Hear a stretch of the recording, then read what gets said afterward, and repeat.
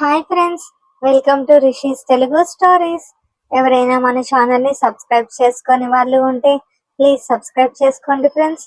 అలానే స్టోరీ నచ్చి లైక్ చేసేవాళ్ళు తప్పకుండా హైప్ కూడా చేయండి ఫ్రెండ్స్. ఇక స్టోరీలోకి వెళ్ళిపోదాం. రామ్ అవని ఎపిసోడ్ నెంబర్ 96. అలా తాగిన నిన్ను వాళ్ళేమన్నా ఛాన్స్ తీసుకుంటారని సీరియస్ అయ్యాను అన్నాడు బాలు చిన్ని చెంపపై చేయి వేసి. తననే చూస్తున్న బాలుని చూసి నవ్వుతూ, నేనే కావాలనే కక్కేశాను గొంతులోకి వెళుతానే. నేను నీ దగ్గర ఇలా ఉంటానేమో కానీ అందరి దగ్గర కాదు అంది చిన్ని. మరి ఆ ఓట్స్ ఎవరికి చెప్పాలనుకున్నావు? నీ మొదటి ముద్దు ఎవరికిచ్చావు?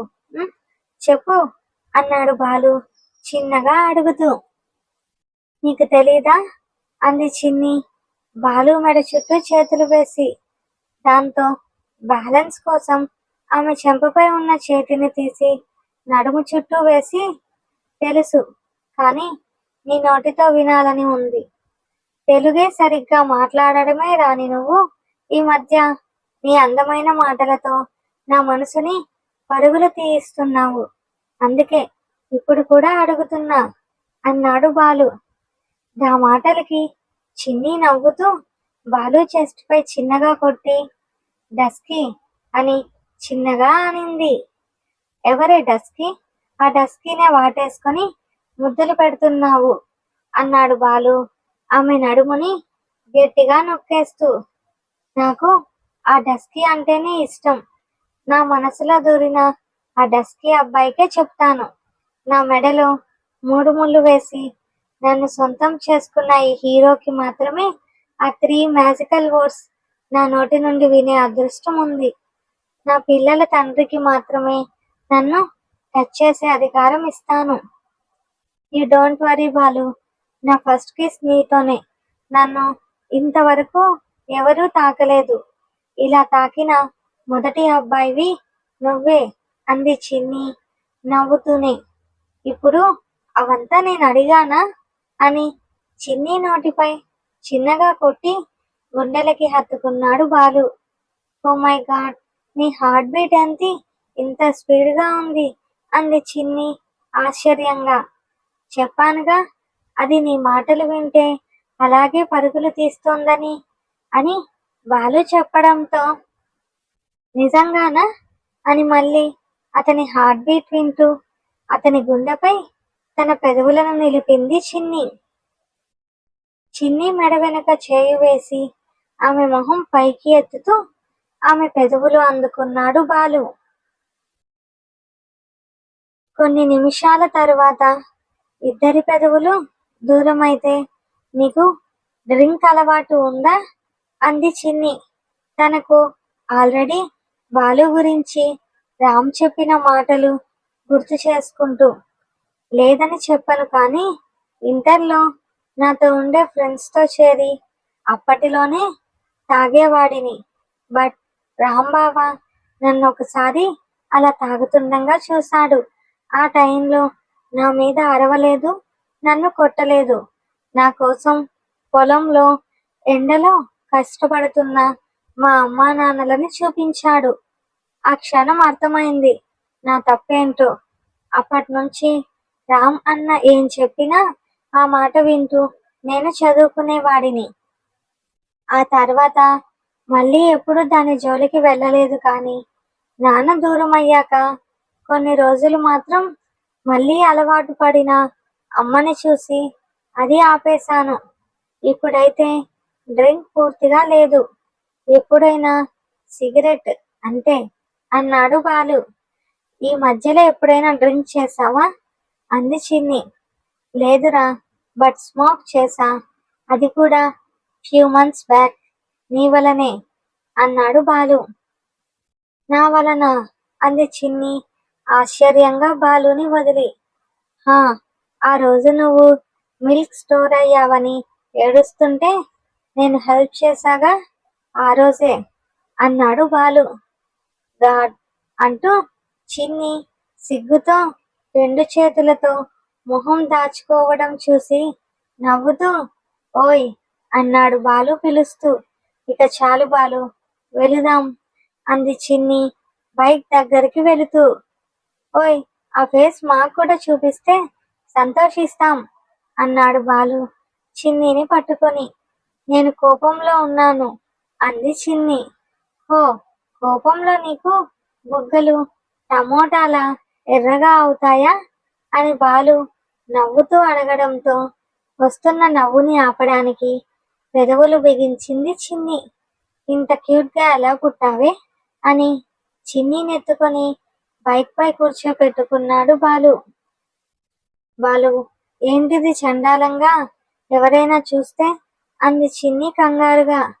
ఎవరూ చూడకపోతే ఓకేనా అని బాలు బైక్ స్టార్ట్ చేయడంతో నేను అలా అనలేదు అంటూ బాలు చెస్ట్ పై మొహం దాచుకుంది చిన్ని. ఇటెక్కడికి బాలు, మళ్ళీ లేట్ అవుతుంది అని చిన్ని అంటుండగానే రోడ్ పై నుంచి సైడ్కి కట్ అయిన బాలు నిమిషం తర్వాత బైక్ ఆపుతూ ఆత్రంగా చిన్ని పెదవులు అందుకున్నాడు. ఊపిరి తీసుకోవడానికి కూడా బాలు గ్యాప్ ఇవ్వకపోవడంతో బాలు భుజం పట్టి వెనక్కి తోస్తూ కళ్ళు తేరేసింది చిన్ని. 2 నిమిషాల ముద్దు తట్టుకోలేవా అంటున్న బాలుని కోపంగా చూస్తూ. మరీ అలా ఊపిరి అందకుండానా అంది చిన్ని ఏడు మొహం వేసి. ముందు ఆ మొహం మార్చే, మూడు మొత్తం దొబ్బుతుంది ఇక్కడ అని చిన్ని జుట్టులో చేయి వేసి మొత్తం ఒక సైడ్ వేస్తూ మెడపై చేయి వేసి బొటన వేలితో నిమిరాడు బాలు. నా నర్వస్ సిస్టమ్ గురించి నాకన్నా నీకు బాగా తెలుసు కదా అంది చిన్ని కష్టంగా కళ్ళు మూసుకొని మాట్లాడుతూ. నీ ఎంబీబీఎస్ లాంగ్వేజ్ కొంచెం సేపు పక్కకు తోయవే అని చిన్ని కాళ్ళు పట్టి దగ్గరకు లాక్కొని తన చుట్టూ వేయించుకున్నాడు. చిన్ని వెంటనే కళ్ళు తెరిచి బాలుని చూసి, ప్లీజ్ బాలు, ఇప్పుడు నన్ను కంట్రోల్ తప్పించి ఏడిపించకు, నీకు కూడా పెయినే కదా నీ ఫీలింగ్స్ అనచడం అంది చిన్నగా నచ్చ చెబుతూ. No, I love this pain చిన్ని అని బాలు సూటిగా చూడడంతో మౌనంగా మారిపోయింది చిన్ని. తనకి బాలు దగ్గర ఉన్నంతసేపు బాగుంటుంది, దూరం అవుతుంటే మాత్రం తన పెయిన్ ఇది అని చెప్పలేక మింగలేక సతమతమైపోతుంది. బాలు పెదవులు మెడపై చేరడంతో అతనికి వీలుగా మెడని వంచుతూ చేతిని అతని జుట్టులోకి చేర్చుతూ తన వైపు అదుముకుంది చిన్ని. పూర్తిగా తన కతక్కుపోయిన చిన్ని నడుము చుట్టూ చేతులు వేసి నలుపుతూ ఆమె తెల్లని నడుముని ఎర్రగా మార్చేశాడు. కంఠం మీద పెదవులతో రాస్తూ పైకి వెళ్ళి ఆమె చెంపపై కొరుకుతూ వెళ్ళిపోదామా అన్నాడు బాలు తన ముక్కుతో చిన్ని ముక్కుని రాస్తూ. తల అడ్డంగా ఊపుతూ ఊహు అంది చిన్ని. మరి పెయిన్ ఫీల్ అవుతావు కదా అన్నాడు బాలు. నీ నుంచి ఆ పెయిన్ ఫీల్ అవ్వడం కూడా నాకు ఇష్టమే బాలు అని బాలు చేయి నడుము నుంచి పైకి వెళుతుంటే భారంగా శ్వాస వదులుతూ అతని పెదవుల మధ్య తన పెదవులు ఉంచింది చిన్ని. ఆమెని ఇబ్బంది పెట్టడం ఇష్టం లేక చేతులని వెనక్కి తీసుకుంటున్న బాలు చేతులు పట్టుకొని డోంట్ లీవ్ మీ అని చిన్ని వణుకుతున్న గొంతుతో అనడంతో నో, తెలిసి కూడా నీకు పెయిన్ ఎలా ఇవ్వనే అని చిన్ని తలెత్తి పెళ్లి చేసుకుందామా అన్నాడు బాలు. సరే అని తలూపుతున్న చిన్ని తలపై చిన్నగా కొట్టి నవ్వుతూ మెంటల్, నేనేం చెప్పినా గొర్రెలా తలూపడమేనా అని బాలు అనడంతో కళ్ళు మూసుకొని నేను ఫాలో అయిపోవడమే నా పని అంది చిన్ని. నన్ను కళ్ళు మూసుకొని ఫాలో అవ్వాల్సిన అవసరం నీకేంటే బంగారం, నువ్వు డాక్టర్ పాపవి, ఎంఎస్ చేయాలన్నావు కదా, గైనకాలజిస్ట్ అవ్వవా, నీ కాళ్ళ మీద నువ్వు నిలబడాలి అంటున్న బాలుని హత్తుకొని దానికన్నా ముందు నాకు మిసెస్ బాలు కావాలని ఉంది, నా కాళ్ళ మీద నిలబడినా కూడా నీ ప్రేమలోనే ప్రతి క్షణం బ్రతకాలని ఉంది అంటున్న చిన్నిని గట్టిగా గుండెలకి హత్తుకున్నాడు బాలు. మౌనంగా తన చేతుల్లో ఒదిగిపోయిన చిన్ని వీపుని ముడుతూ, ఇలాంటి టైంలో చిన్నితో ఒంటరిగా ఉండడం వలనే ఇలా జరుగుతుంది కాబట్టి నైట్ టైమ్స్ చిన్నీని కలవడం పూర్తిగా తగ్గించాలని డిసైడ్ అవుతూ సండే నాతో బయటకు రావాలి అన్నాడు బాలు. ఎక్కడికి? అంది చిన్ని తలపైకెత్తి బాలుని చూస్తూ. చెప్పను, ఆ రోజు చూద్దువులే, ఇప్పుడు తీసుకెళ్ళకూడదు అనుకున్నా, బట్ నీ ఇష్టాల కోసం, నీ కంఫర్ట్ కోసం తీసుకెళ్ళాలి అన్నాడు బాలు. ఎక్కడికో చెప్పు బాలు, ప్లీజ్ ప్లీజ్ అని చిన్ని రిక్వెస్ట్ చేస్తూ. సరే గెస్ చేయి, నేను నీకు చాలాసార్లు చెప్పాను అని చిన్నిని బాలు కిందకి వదలడంతో బాలు వెనుక కూర్చొని హత్తుకొని ఆలోచిస్తూ చాలా ప్లేసెస్ చెప్పి చివరికి ఫ్లాట్ అంది చిన్ని.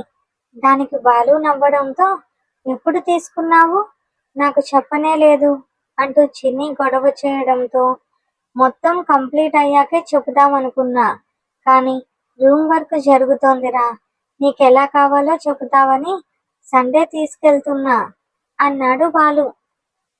నీ ఇష్టం అంటున్న చిన్ని చేతిని పెదవులపై పెట్టుకొని, నో, నువ్వు రావే, ఒకసారి వచ్చి చూసి చెప్పు అని బాలు అనడంతో సరే అంది చిన్ని నవ్వుతూ.